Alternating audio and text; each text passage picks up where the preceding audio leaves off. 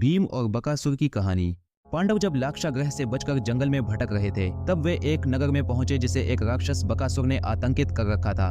बकासुर एक विशाल और क्रूर राक्षस था जो उस नगर के लोगों को सताता था। वह नगरवासियों से हर दिन भोजन, अनाज और एक मनुष्य मांगता था। यह व्यवस्था नगरवासियों और राजा के बीच तय की गई थी ताकि बकासुर का क्रोध शांत रहे और नगर सुरक्षित रहे।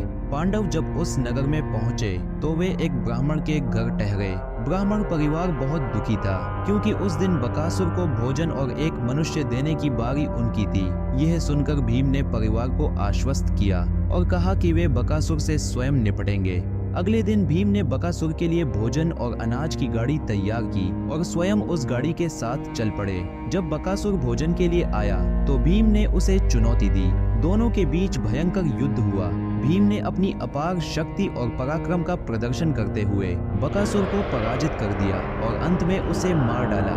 बकासुर की मृत्यु के बाद नगरवासियों को उसके आतंक से मुक्ति मिली। उन्होंने पांडवों का धन्यवाद किया और उन्हें अपने नगर में रहने का निमंत्रण दिया, लेकिन पांडव वहां से आगे बढ़ गए क्योंकि उन्हें अपनी पहचान छुपाकर रहना था।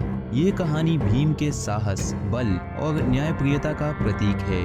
इससे ये भी संदेश मिलता है कि अन्याय और आतंक के खिलाफ खड़ा होना चाहिए।